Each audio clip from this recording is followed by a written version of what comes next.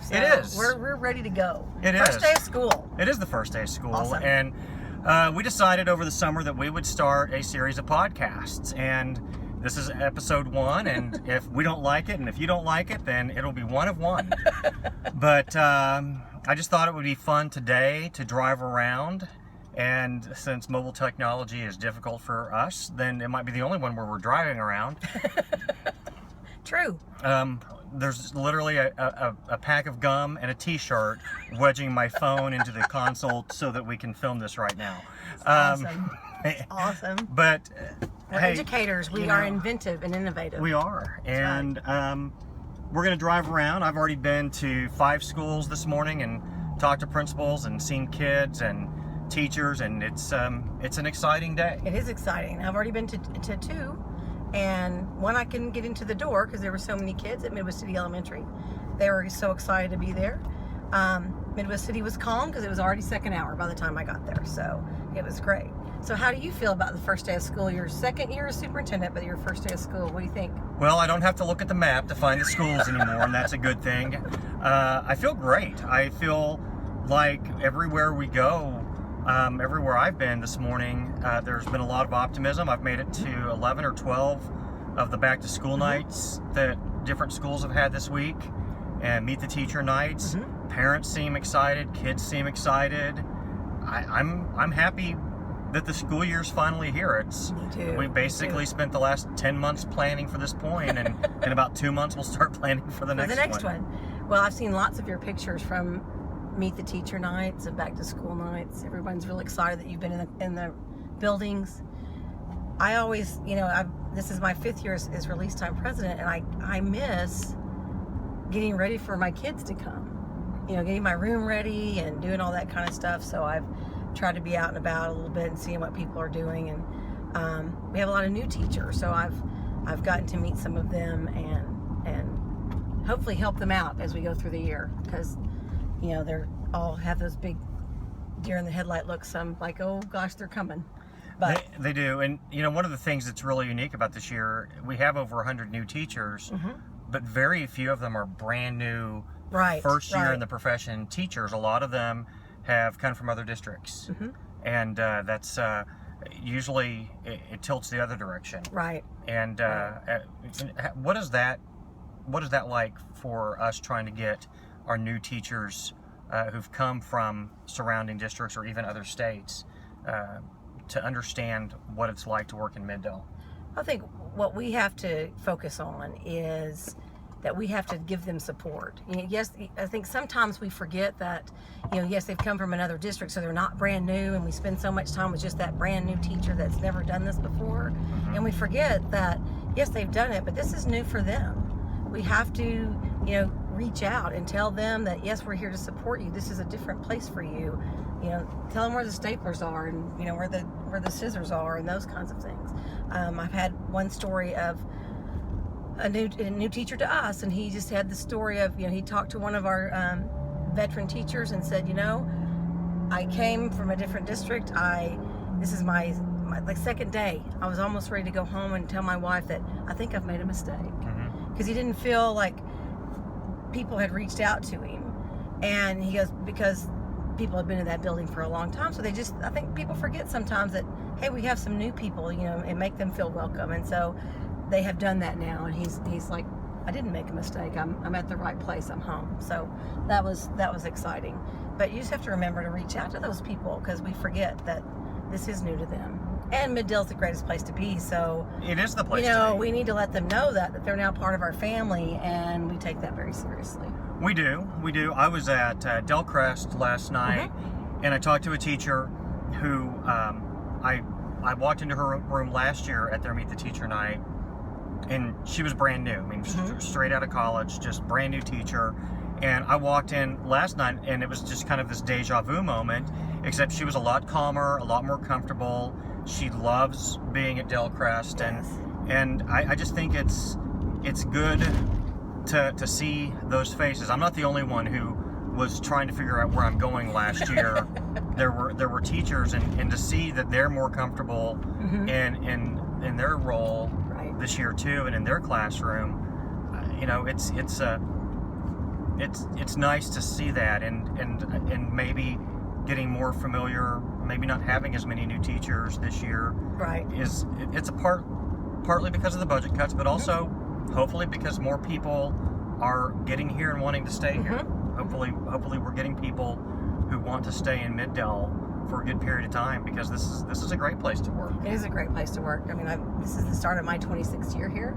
I graduated from Midwest City High School, so this is home for me. But I think we have to let people know that, you know, even though we got hit really hard with all those budget cuts, we're still here for kids. Well, we're focused on what we have, and not on what we don't have. Exactly. I said, yeah, they're going to make it work, because we got great people here and great support, and we just want to retain, you know, the best and the brightest, and I think that's what we've got this year. It's a great class. The new class of Mid-Del.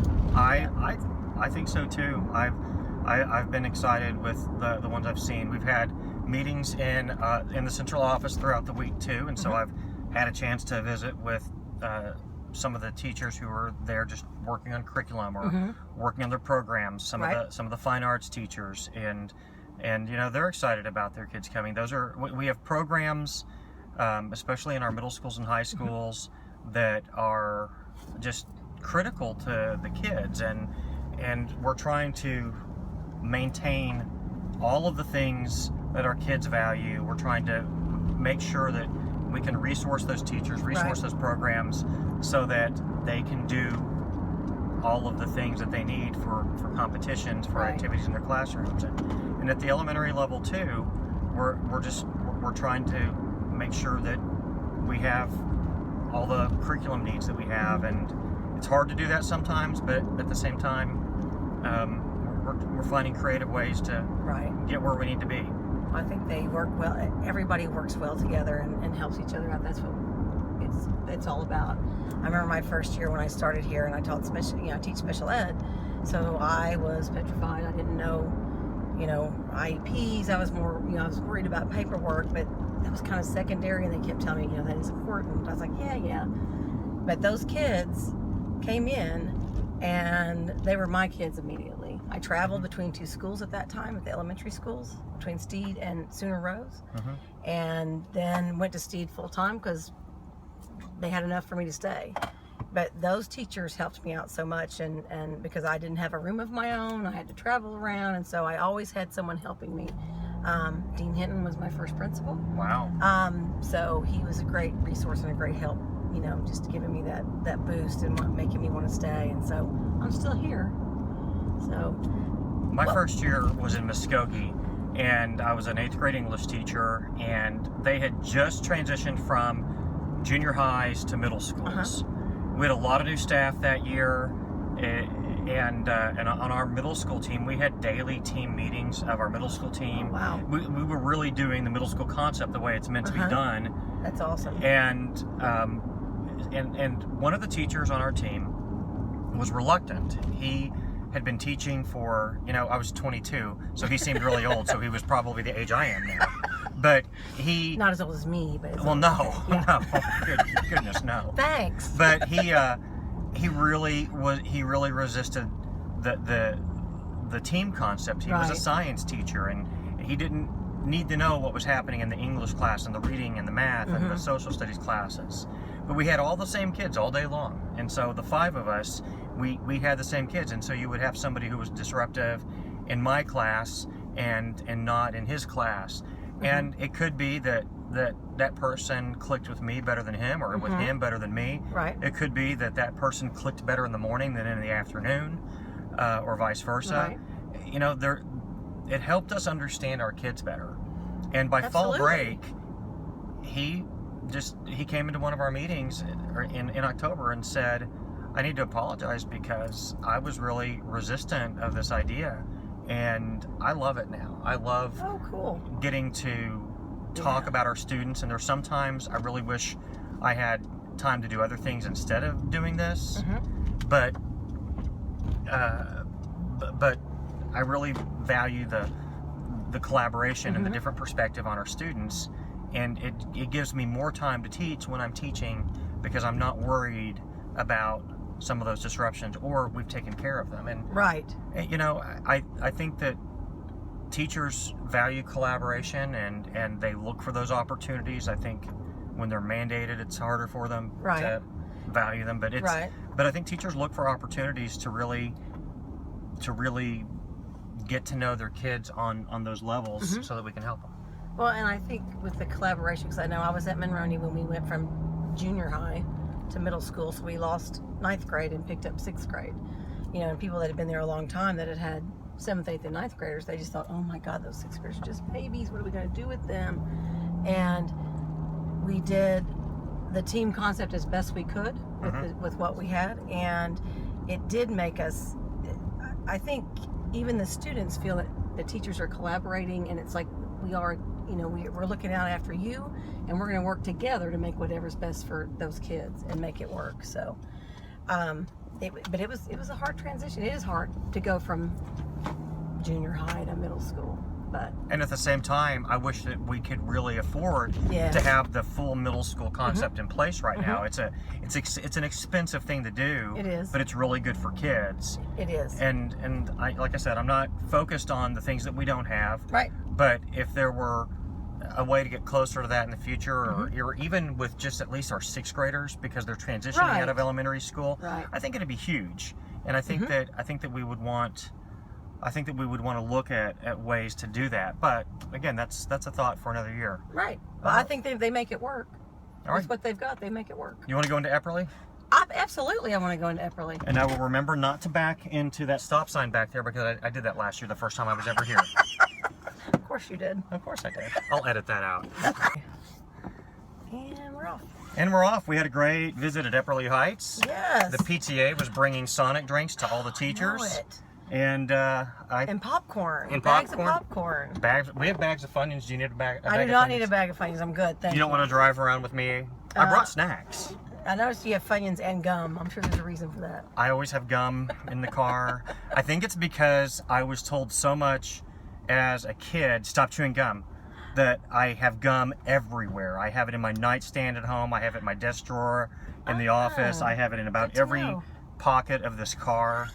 I like gum, and I like that. That's why I became a teacher, so nobody could tell me not to chew gum anymore. Well, then I was at Pleasant Hill the other day, and she does not allow gum at Pleasant Hill, so you better be careful if you go. Really? There. Not even the teachers? No, she said no gum. She doesn't want to see, because they have scraped it off so many places that gum shouldn't be. I get that, but I really I like fresh breath. Well, you know. And I drink a lot of coffee. It takes a lot of coffee to do this job. Well, yes, I imagine it does. I guess I should start drinking coffee, but I don't. So I just drink Dr. Peppers instead. I started drinking coffee when I was 40.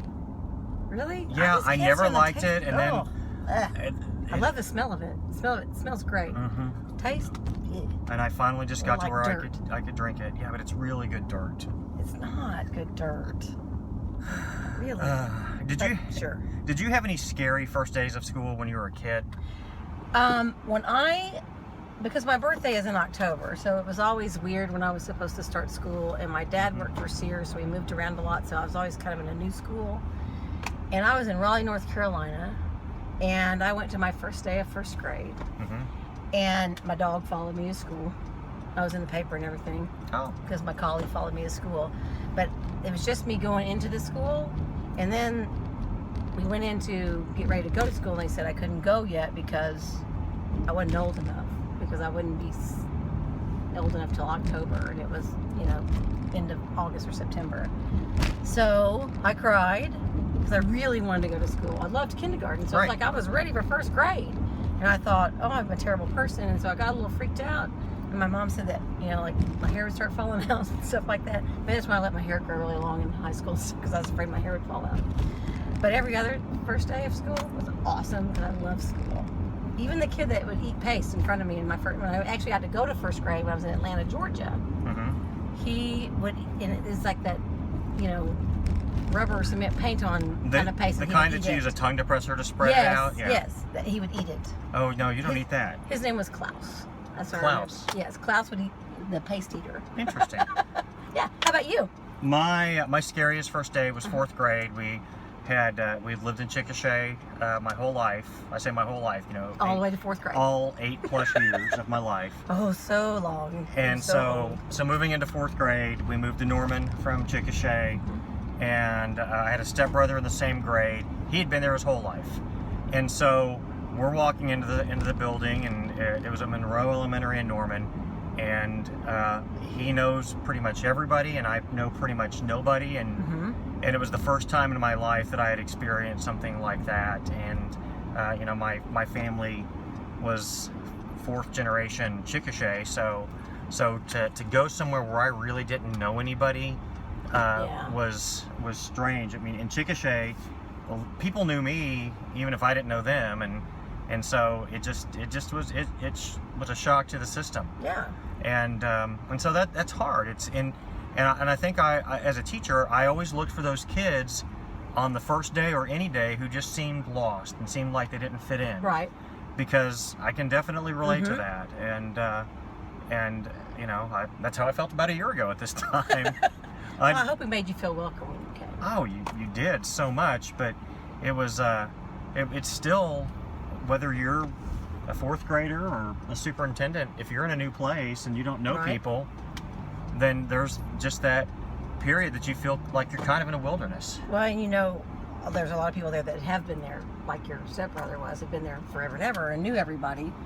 And because growing up, I moved around so much, I was in a new school all the time. So it was like, oh, another new school. So I think one of the things that makes made me shy and introverted. Yeah, I can tell. It did the same to me. Yeah, I've noticed that about you. One of the things that makes our community so unique and the students that we serve is Tinker Air Force Base, and we have so many students here who they know when they get here they're going to be here for 2 years, and they've been 2 years in Alabama or 2 years in North Carolina or 2 years in Wyoming, and they have to transition into a new school frequently, and some of them are great at it, and some of them, no matter how many times it happens, struggle with it. And I think our staff do a really good job of trying to help those students. I think we've done some really good work with military families and helping them feel welcome and get what they need and fit in and be a part of the group. Well, it's just one of the things that I like here is that we are very attuned to who our students are, and that's a big piece of it. The military impacts all of our campuses, all 23 of our schools, and the civilian workforce out at Tinker Air Force Base. The military and civilian workforce out there is really the foundation of this community in the first place. And they're such great supporters of our schools. They do so much for us. We, as you know, we went on the Del City Elementary scavenger hunt the other day, and I think the best thing that we got to do, that I did with the group that I was with, that we got to buy lunch for a military person that was in uniform, and there was a young lady in there, and she said, we asked her if we could buy her lunch. She goes, no, really, you don't have to. So we appreciate your service. But we're kind of on a scavenger hunt too, but and we sat there and talked to her. She's a lifelong Oklahoman. She works, she's in the Guard, and she said, I don't ever want to leave her. She said, I know I probably will, but I haven't had to yet. And it's just, and she said, everybody is such a supporter here, and she said, anything I can do for your school. We said, well, testing, we might need some monitors. And she said, just let me know. So that's great. Yeah. Well, you ready to go into Del City High School? I am. At lunchtime? Yes, let's go Eagles. That's not scary at all, is it? No, not at all. A high school at lunch, nothing like it. I have an appointment at 1 o'clock. All right. This is the only thing I have planned today. Okay. See, I just gave you my whole day, pretty much. I figured you would have things that you actually had to do today, maybe. I don't know. My calendar says out in schools. Awesome. And it says it from 8 to 4:30. We had some great people out at Epperly today. They've seen quite the visits. They have. Yeah. And Del City High School seems to be rocking along. Yeah. So where all have you been today before we met up at Monroney? I tried Midwest City Elementary, and I made it to the parking lot. Okay. And yeah. I made it in the building. Yep. And then I drove by Jarman, and I couldn't get into the parking lot. So I made it in the building. Yeah, you made it in the building. You went earlier than I did. Actually, I may have gone. Better planner than I think me. I went later. Everybody was already in class, except for a couple of kids in the office I went getting when schedules. school opened. That was the problem. And then I went to Midwest City High School. I did get in there and talk to people, and it was awesome. So saw kids getting their IDs, and Miss Gorman was in the hallway with purple yarn and scissors. Because if a kid couldn't get a lanyard, she would just give them some purple yarn for their lanyard to have their ID, because they have to have their IDs in class. So it wasn't school colors though. no, Nothing, she said it was nothing all wrong she with had. purple. She said that was all she had. So that Okay. was, I don't know if she was just trying to make people you really want to get that lanyard, or you're gonna have to wear this purple piece of yarn. But they were making do. They were doing what they needed to do. So. I started at Midwest City High School. Fox 25 was there to to do a positive story on us. So wow. Okay. I changed my schedule a little bit this morning to do that, because anytime a TV station wants to say something good or just highlight the positives of the first day of school, please, I think we should do it. Yeah, absolutely. But everything was great. There were students doing a scavenger hunt when I went in the building, and oh, fun. then I made it to Midwest City Elementary, and I basically had to park about 2 football fields away, but I made it into the building, and there are so many places to park there. I just had chosen the wrong ones at first. Yes. And did you try and park over at the water park, the Splash and Dash? That's actually where I ended up parking finally. Okay. Well, no, I parked farther down beyond the Lions Park. I did see one of the parents walking over to the pet groomer's place. It's across, down towards the end of the school, across the street. She was walking over there, so thinking, awesome. First day of school, traffic is usually a little different. Well, yeah, because parents want to go in with their kids and with the little ones, and it levels off a week from now. yes, and the 4th and 5th graders are going, just drop me off like a block away, Mom. That's right. Yeah, don't go in. And so then I made it from Midwest City High School, Midwest City Elementary, then Jarman, and then Cleveland Bailey, and then I met up with you at Monroney. Okay. And I had. And then we've been to Eppley and Del City High School. So it's been a busy morning for you. 7 so far, and we're on our way to Kerr. Okay. And what's your goal for today? My goal is 11 schools. Okay. And I'm thinking I might drop by the enrollment center too, because as we visit with the front office staff in every school, it's just a reminder of how hard our enrollment center staff has worked all summer long. I can't even imagine. And how much work they still have to do, and they're trying to make sure that everybody gets where they need to be and has all the documentation that they need, so that we're treating people as fairly as we can. And absolutely. And it takes all kinds of people working and doing jobs that maybe parents and even teachers don't see every day, and sometimes forget to appreciate. That's right. It only says do not enter. It does say do not enter. That's okay. I saw it. I turned the blinker off. I'm used to talking to myself. If you get a ticket, I can't help you. I'm sorry. I'm used to talking to myself in the car, not someone else. It's a little distracting. A little distracting. So sorry. Oh no, that's okay. Usually people don't want to ride around with me. Hey, I'll ride around with you anytime. I'm good with that. So, now, are most of the middle schools doing open house later? Because I know, like, Monroney's is the 25th. Yeah, they're doing it later. Okay. Del Crest did it last night. Last night, okay. I have the schedule for all of them in a folder in the back seat. I'm trying to learn all of that, but I think all the elementaries did it this week, plus Del Crest, and then the high schools and middle schools are, for the most part, starting that next week. Okay, well, I know. They appreciate you coming. Okay. All right. We are on our way to Highland Park Elementary School. Probably see some kids having lunch while we're there. Oh, awesome. I love to watch kids in the cafeteria. I love opening milk. It's so much fun. I love it. Maybe we'll see some kids opening a school milk carton for the first time, because it's a little bit of a test for them. It's a puzzle. It is. You have this straight line across, and only one end is the only one end opens. That's right. But so we have lots of challenges. We've got some great positive stuff, but we have some challenges this year too. What do you think is the toughest thing as we get the school year started? What do you think is the toughest thing that we have right now that we're dealing with? I think right now, what I've heard from teachers is their biggest concern, I think, is class size, what it's going to look like. Because we because of all the budget issues. Nobody really talk. I mean, they understand it. They don't talk about that. That's the issue. It's how's it going to affect kids, and class size affects kids, and that's what they're worried about. I don't think I could ever do kindergarten with 35-year-olds in a room. That would just be. Even if you had a second adult in the room. No, it's like herding cats. But we have great kindergarten teachers that they do a great job at that. You know what? And whoever's in there, they're going to make it work. So I think class size has been what people have talked to me about the most. And as I've been going into schools this week, talking to teachers, and they've been bringing that point to me. Yes, I see the school zone this time. They've been bringing that point up to me too.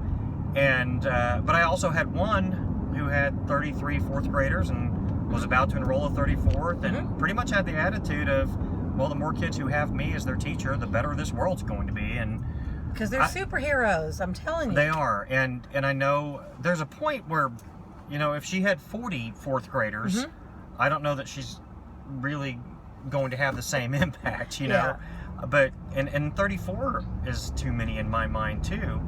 But we also run into a struggle dividing classes in some of our smaller schools, just because of finances. Right. I look at our secondary schools too, and they have class size issues, but I think that we've also run into problems with course selection. Students who want to take certain electives or, not even necessarily electives, and I guess technically athletics, band, choir are electives, but that's, for some kids, the reason that they're there. Exactly. And it's the thing that gets them in the door so that we can teach them all the math and the science and everything else that's considered a core class, and if you look at ESSA, the federal law, if you look at state law, the arts are considered core content. They have to have all the opportunities, because you want them to be well-rounded. You want them to be, in music class makes you a better mathematician, they say. I took music, but I didn't ever do very well in math. Yeah, so we've talked about math. I'm not sure if that's... I didn't know if that really helped, but... I think the research on that's solid, but the reason to take music is just music. Because you enjoy music. Hey, do you want to sing in the car? No, I didn't think so.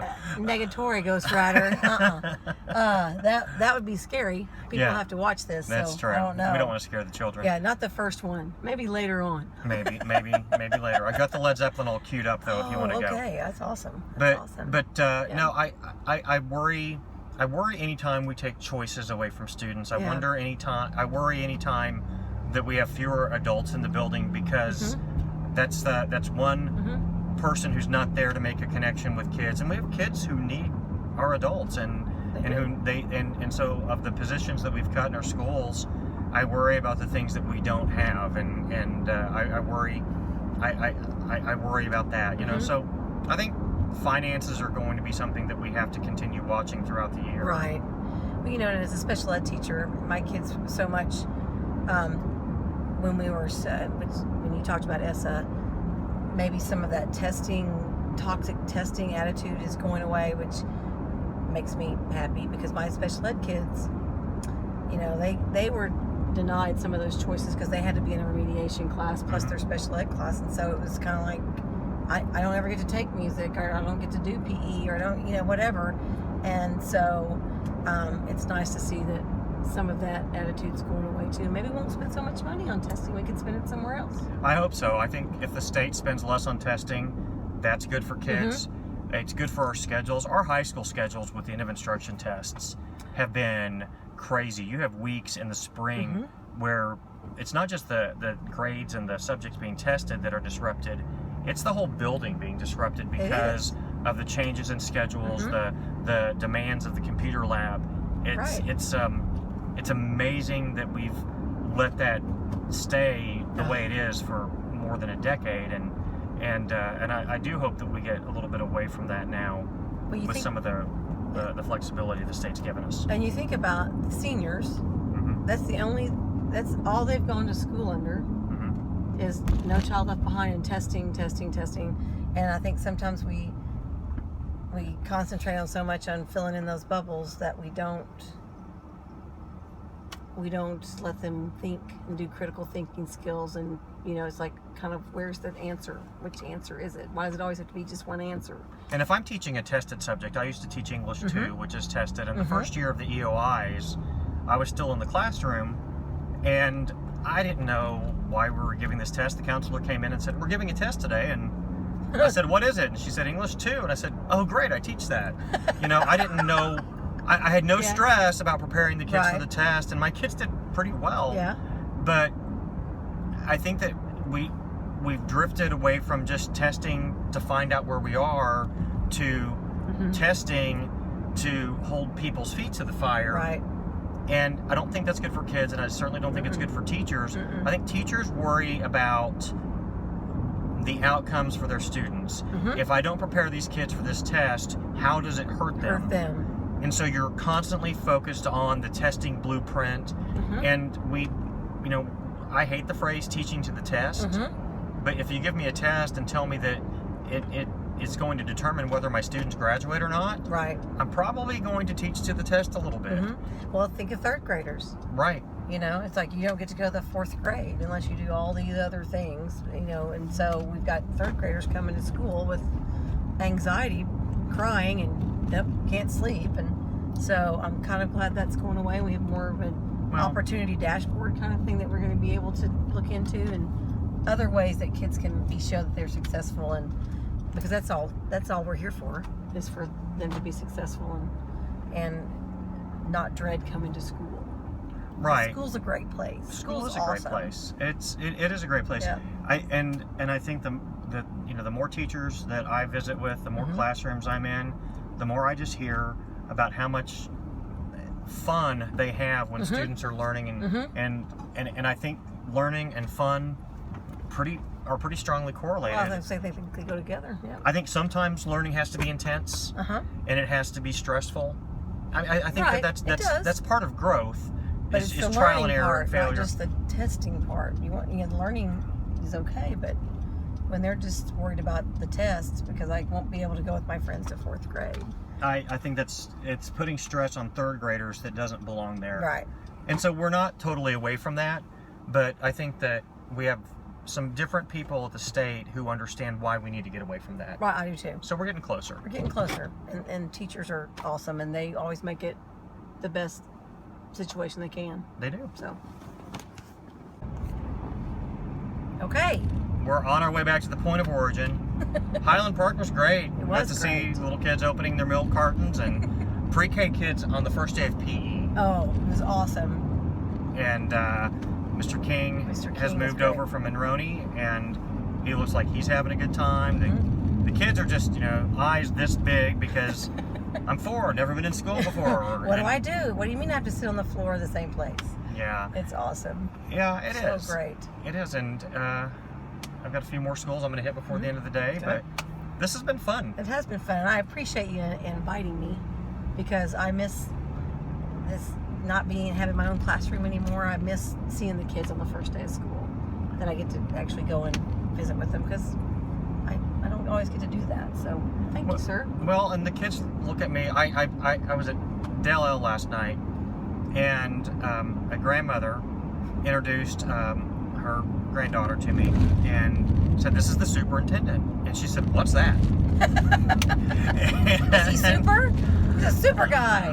I could get a cape. Actually, I have socks. I have Superman socks that have a cape. Hey, there you go. I could, You but could have worn those. but And your knickers. no. So you could see the socks. No, that was the spelling bee word that knocked me out in 5th grade. Was knickers. Oh. Yeah. You forgot the K, didn't you? No, yeah, I did. I did. And Anyway, sorry. but no, Yeah. kids don't necessarily know what the superintendent does. I think sometimes teachers don't necessarily know what the superintendent What does. do you do? No. I get to 5 o'clock and I look at my to-do list and I'm still on number 1 usually. But but look at how much fun you had not doing your to-do list today. You're just hanging out in schools. That's the fun part of it. Well, but if I'm, I was a teacher, I was a principal, but if I'm not in schools from time to time, I don't really see and hear what their world is. And I don't think I could ever forget what it's like to be a teacher, but I certainly don't want to lose touch with it and start making decisions where it's obvious that I haven't been in the classroom in a long time. And I try to get into people's classrooms as often as I can. They invite me. They invite me to come out and read to their kids. Yeah. They invite me to come out and just sit and observe and give them feedback, and that's pretty cool. I think it's great that teachers are so receptive to me coming by, and I get a lot of response from them about how much they appreciate me being out in the buildings. They really do. I hear it all the time. But I appreciate them being so welcoming when I'm there and not being nervous. Oh no, it's the superintendent. I better stand up straight. And oh no, I'm wearing. Yeah, I'm wearing my best shoes today. I'm wearing. I don't look at shoes. That girl that we saw that had the shoes lighting up at Highland Park, though, was the coolest. Those I have to have those. You need a pair of those. Yeah. That actually might look ridiculous. But I take offense to that. I think it would look cool. Okay. Well. Well, and I did want to go to Midwest City Elementary to the library today because they were doing Pete the Cat all day today. And I love Pete the Cat. When I was there this morning, they were just trying to find classrooms. Oh, they weren't. They probably just walked in going, "Oh my Lord, look at this school." And when I walked out, Miss Skikowski was doing announcements, and and there were still people coming in. When you have 900 students, they don't. Yeah. And on the first day doesn't always go.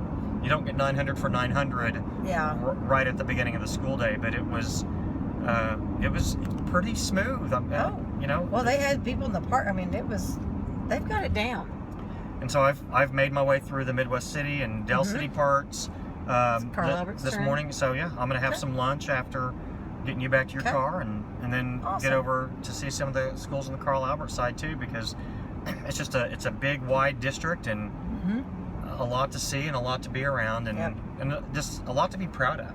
It is a lot to be proud of, and like I said, I'm up in here a long time, probably way too long sometimes, but I went to high school here, and these are this is a great community, and they support each other, and they just want kids to be successful and be able to do what they want to do, and it's all inspiring every day when I walk into a classroom, and just all the people we saw today, the music teacher with her Disney princess, and that are teaching music appreciation. I just think that's so cool. It is. Yeah, it is. I'm just so excited. I think I should guest lecture on Tom Petty one day.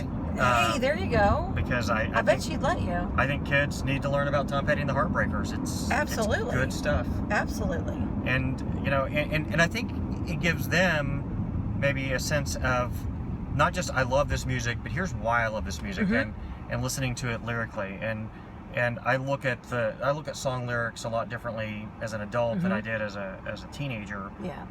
Certainly, but it's words. It feeds into why I became an English major and why I became a teacher, because partly because of my love of words, and song lyrics are a big part of that.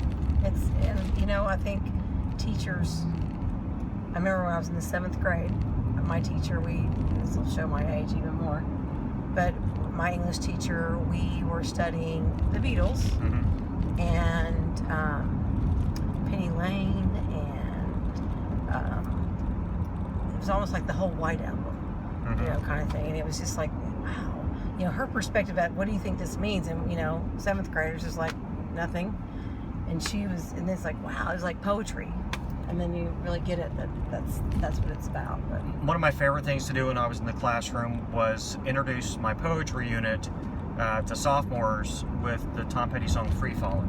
Oh yeah. And we would go into the song lyrics. So why is she a good girl? She, and he's a bad boy because he left her, and he broke her heart, and why is he free falling? And it was really interesting, the responses that I would get from them, listening to them debate the song lyrics, and then we would turn around with a Shakespearean sonnet, or maybe not go that far back, but go into some Langston Hughes, or go into something from the something from Blake or Wordsworth, maybe that was a little bit older.